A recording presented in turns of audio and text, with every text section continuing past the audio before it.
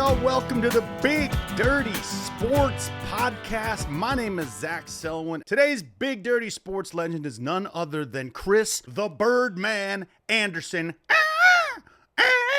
Y'all remember the Birdman? NBA champion, sickest mohawk of all time, 65% of his body tatted up to his ears. This guy's mom was a member of the Banditos motorcycle gang. Do you understand that? His mom rode dirty with like a full-blown biker gang. My mom taught aerobics. He grew up dirt poor on the prairies of Texas. Eventually, he and his brothers were moved into a group home in Dallas. That's how broke this motherfucker was growing up. This wasn't no Lonzo LaMelo Ball, full court in the backyard bullshit with their dad. No, this dude didn't even start playing hoops till high school. His mom got him his first tattoo as an 18th birthday present. I think I got a guess watch. First guy drafted in the D-League. First guy to go from the D-League to the NBA. He got suspended for abusing a class 2 drug, which means some hardcore shit. Those are some OJ Mayo drugs. You know what I'm saying? Suspended for 2 years in 2006. He was kicked out of the league, only to come back and become one of the most electrifying players on the court. Won an NBA title with the 2013 Miami Heat. He was the star of the Harlem Shake video the Miami Heat did back then. Take a look at that.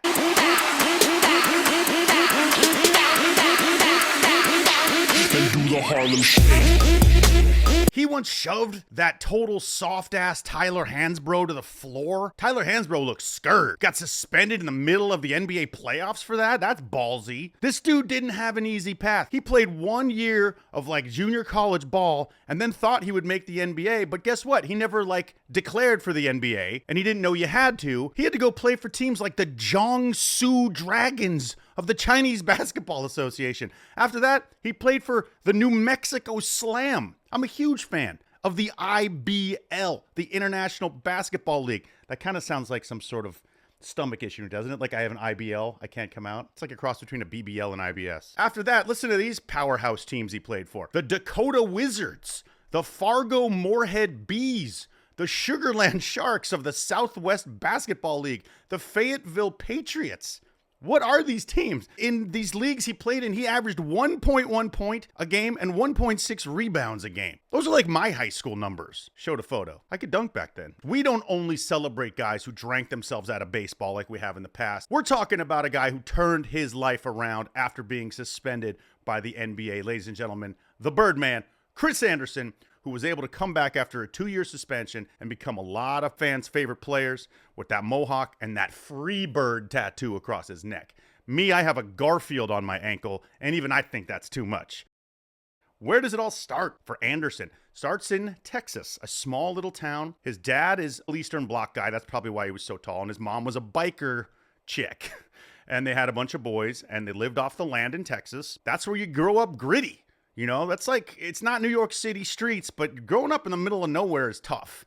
He didn't even play basketball till high school. His high school coach was like, hey, man, you want to get a scholarship to college? You're pretty fucking tall. Leads his college division in blocks his first year. Decides he's going to go to the NBA. He forgets to declare. So he ends up in China, ends up on the New Mexico Slam. This guy was absolutely going nowhere until the Nuggets saw him and said, hey, let's make a decision and draft him with this new D-League draft. So he goes to the D. He's all right, but, you know, he gets this nickname, the Birdman, because of that wingspan. He's doing the pterodactyl everywhere he goes after dunks. Big dirty legend. What I love about Chris Andersen is if you look at his timeline evolution in the NBA, beginning with his rookie season in 2001, it looks like mug shotties. You know that Instagram account where they focus on a really hot felon girl, and then they show her arrest records for the next 10 years, and she turns into this kind of Gollum looking meth troll? Yeah, Andersen didn't quite go that way, but take a look at this timeline evolution here. Let's run through this real quick. This is the long version. There he is at Fayetteville, looking real clean cut, looking like a little Texas boy with his one tattoo. Then he gets a little hair, starts growing it out. All right, you know, maybe he's getting cooler. At least looks like Bieber kind of. Then all of a sudden he's got a little Abercrombie look. Then his hair gets longer, and then around year 3, he shaves it into that mohawk, puts the headband on, more tattoos start appearing.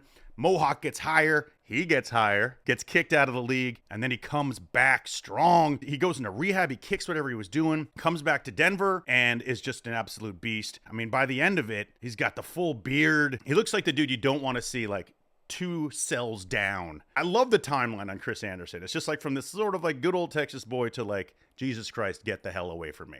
This is how it all fell apart for Birdman in 2006. And look, I don't blame him for having this falling out with the drugs and alcohol. I mean, what happened was he had a tough 2005. He was playing for Charlotte/New Orleans at the time. He gets in a fight with his mom over money, and that sucks. Then his fiance and him break up, all right? He's got 2 things hurting him. And then his house gets completely fucking flooded during Hurricane Katrina. Those are 3 triggers right there, all right? So he starts using, he starts drinking. Why wouldn't you go to alcohol and drugs after that, dude?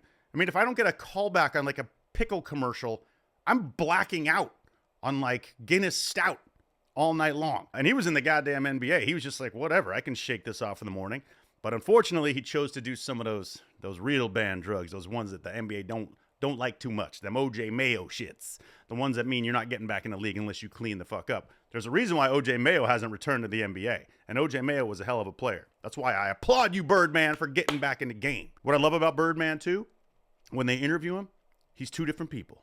He's Chris. You can talk to me about Chris. What about Birdman? You better ask him. And then he puts on that uniform, and he's Birdman.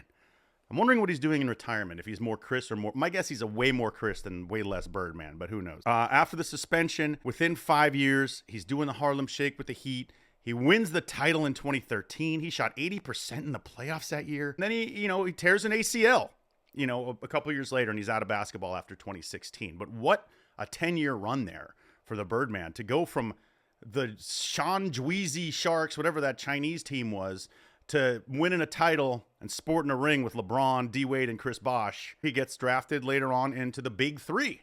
Ice Cube's Big 3. In 2018, he wins a title in the Big 3. And he wins the Defensive Player of the Year in the Big 3, which means he's still swatting balls all over the place. This guy was a shot blocker. Man, huge fan of Chris the Birdman Andersen. I mean, J.R. Smith, you know how crazy J.R. Smith is. He called the dude the most entertaining player he's played with at for a time. Chauncey Billups said he was the biggest rock star on the team when he played in Denver. How you doing, Chauncey? How's that poker ring going, baby boy? I hope you didn't take Birdman's money. And, look, he went from a group home in Dallas to the NBA championship. So, much love, Birdman.